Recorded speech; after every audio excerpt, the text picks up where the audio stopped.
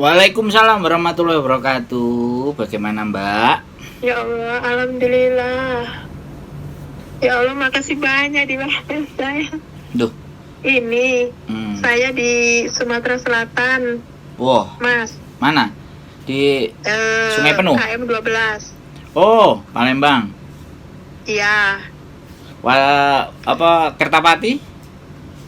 Bandara? Bukan, KM 12 tuh ini Bandara? dekat kota inilah. Oh, dekat kota. Batu Lima? Sampai Kertapati. Ya, Batu dekat Lima? Pak Limo lah. Kenapa? Daerah Batu Lima? Apa Lima Batu apa? Oh, Pak Limo. Oh ya, Pak Limo. Oh, ya dekat-dekat. Ingat Iya. saya. Aku KM 12 itu kan KM 5. Oh, jadi 5 kilo Limo. lagi ya. Pasar. Iya. Kanan jalan. Kenapa? Pasar. Kan habis Palimo itu kan perempatan terus bandara. Ke kanan. Oh, pasti sininya.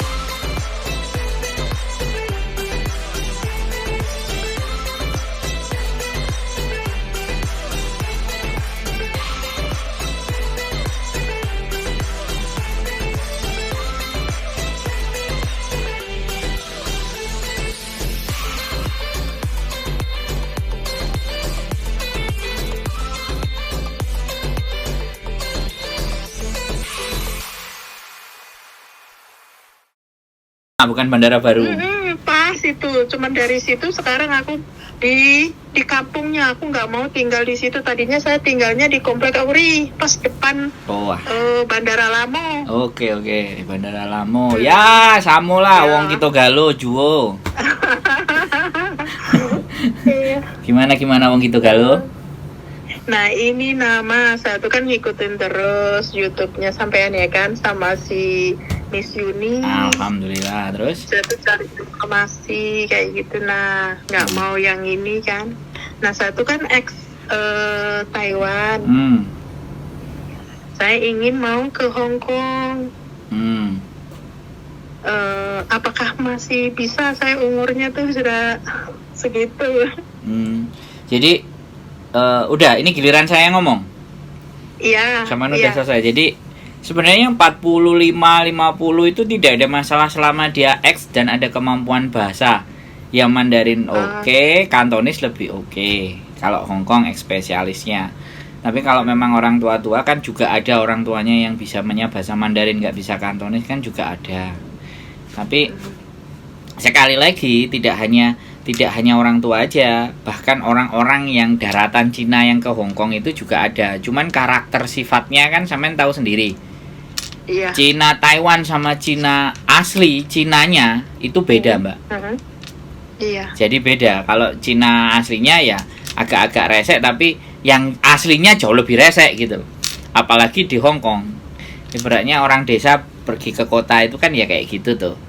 Jadi seperti itu. Sebenarnya itu tidak ada masalah sih 45. Iya. Yang penting sampean bahasa Mandarinnya ngerti, tahu, bisa diajak omong. Iya. Itu nanti tinggal ketemu majikannya yang bagaimana nih. Ketemu majikannya yang tua apa yang muda tapi bahasa Mandarin. Tetapi saya sampaikan di awal ya, dari awal ini sebelum sampai nanti mau proses dengan saya. Yang jelas kalau bahasa Mandarin dan itu sama orang-orang kita sebutnya adalah Cina Tailok. Cina Tailok itu Cina daratan. Ini orangnya super Mafan. Mafan itu cerewetnya luar biasa. Tapi ketika sampai merasa bahwa namanya kerja lah mas, dicerewetin apapun ya ditelan aja. Yang penting kan tangannya nggak main. Kalau sampean punya prinsip segitu, saya berani memproseskan. Cuman kadang persoalannya nanti ke PT, apakah PT meminta sampean KTP Jawa atau KTP tetap Palembang? Kalau sampean ke KTP Jawa otomatis ada biaya prosesnya lagi. Kan seperti itu, Mbak. Tapi sebenarnya surat pindah menurut saya nggak susah. Karena saya juga bisa memproses surat pindah. Kebetulan kemarin saya orang Sulawesi, saya pindah proses ke Kediri di tempat saya. Nah kalau sampean aku jelas punya solusi, cuman ya itu tadi nanti bengkaknya di biaya potongan, pastinya seperti itu. Karena potongannya tidak bisa saya bicarakan di sini, soalnya ini sosmed sosial media karena masuk rekaman nih. Ini Iya. bukti saya kerja. Jadi nanti mungkin saya WhatsApp atau saya telepon di momen yang berbeda. Tapi saya pastikan potongannya akan jauh lebih rendah karena saya belajar dari yang kemarin. Jadi seperti itu Mbak. Itu prosesnya dan sederhana sekali sebenarnya. Tinggal kirim KTP sampean Indonesia sama KTP Taiwan karena menunjukkan bahwa sampean pernah permitnya ada, boleh. Jadi supaya saya juga bisa meyakinkan pihak KTP PT. Taiwan ya Mas? Ya kalau enggak permit atau kopi-kopian, fotokopi atau apa atau sampean Ada yang aslinya masih ada. atau sampean kalau nggak ada ya ini mungkin kan konten orang lain, kalau orang lain nggak punya KTP sekalian tak omongin sekalian di sini, minimalnya kalau paspornya KBRI Taiwan ada tulisannya berarti kan itu pernah dibikin di Taiwan.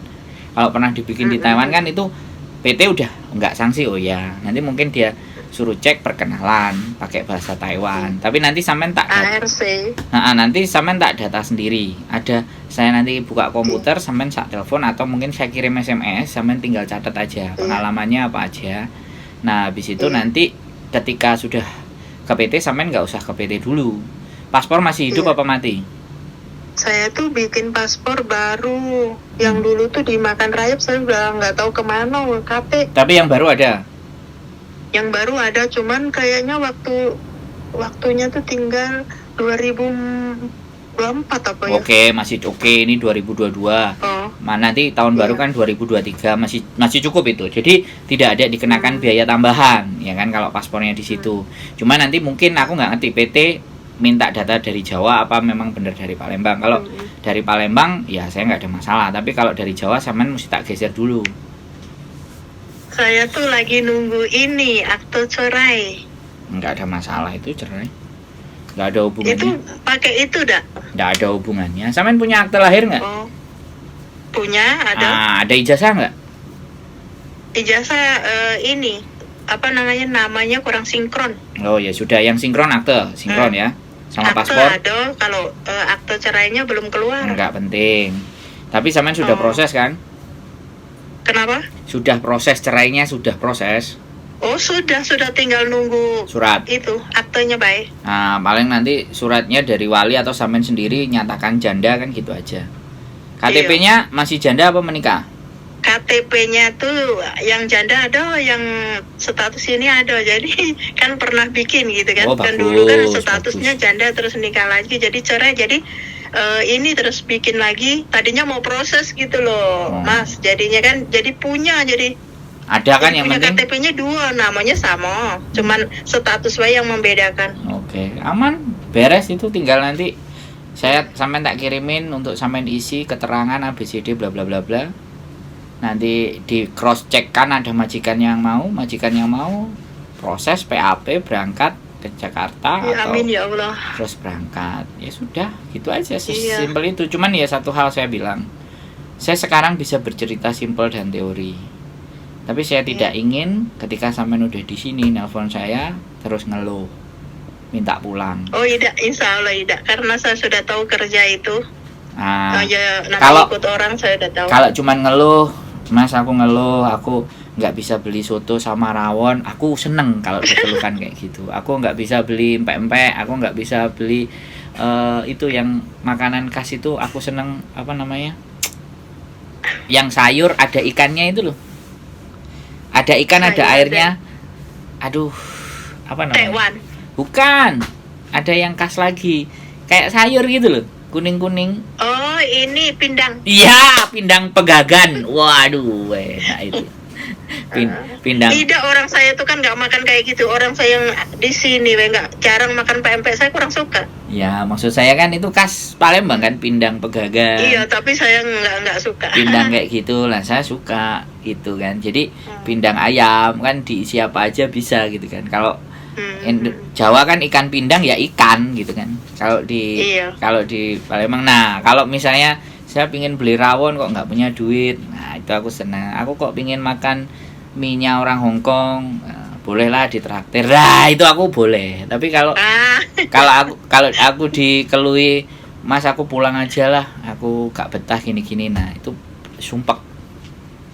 Itu sumpah. Lain Mas, ini niatnya memang mau iniin karena anak kuliah Mas. Ya. Bukan mikir yang aneh-aneh gitu. Iya, kan sekali lagi Mbak, saya hanya nyampaikan di sini karena ini akan jadi bukti saya ketika nanti sampean berangkat.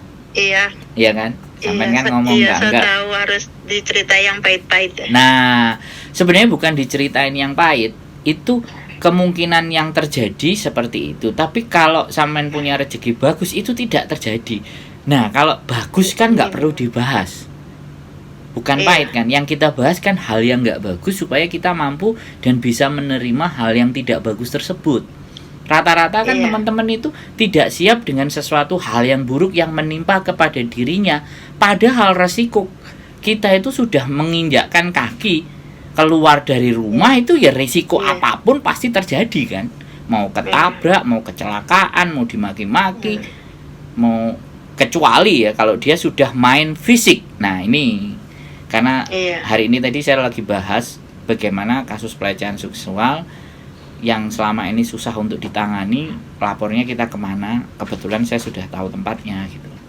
Cuman nunggu anak yang punya kasus saja, tinggal didampingin aja. Jadi saya juga belajar hal seperti itu. Jadi tidak ada masalah untuk itu karena saya nggak mau batasi rezeki orang. Tapi kalau menurut saya ada yang umur 50, ex Arab, 52, 53 belum sama sekali, maka saya pasti saya tolak. Jadi karena sekali lagi kan orang segitu itu kalau udah berpikir kan susah. Yang ada emosi dan sesuka hatinya. Sedangkan kita di majikan kan nggak bisa begitu Mbak. Sesuka hatinya itu kalau kita sudah memahami ritme keluarga majikan. Kalau sudah sangat kita pahami alur dan ritmenya, dan itu kan pasti butuh waktu. Saya rasa sampean pasti yakin demi anak menyelesaikan yakin pendidikan. Kalau saya. Nah, nek sampean yakin, saya double yakin atau yakinnya kuadrat. Sampai kemarin ada saya yakin. Kemarin ada yang nangis-nangis sama saya, sekarang udah nyampe Hongkong, dia mau nangis lagi ke Hongkong, lah jare ini sampean mau ke sini. Sekarang udah dibawa ke sini, mosok mau nangis lagi. Tak keplain dah sampean gelem enggak? Saya sampai kayak gitu. Kan sudah 3 orang kan yang kita berangkatin. Yang melalui yang persis saya nanganin sendiri gitu loh. Yang prosesnya saya nanganin sendiri. Yang satu lagi agak komplain, enggak tahu hari Minggu nanti ngejak ketemuan. Yang satu sudah terima karena majikannya baik. Saya soalnya kepikiran, Mbak. Saya yang bawa, saya yang kenalin. Kalau mereka merasa tersakiti, kayaknya kok saya berdosa. Karena ada angka yang saya terima kan Mbak. Bisa dipahami nggak? Biaya proses itu kan saya juga ada dapat bagian.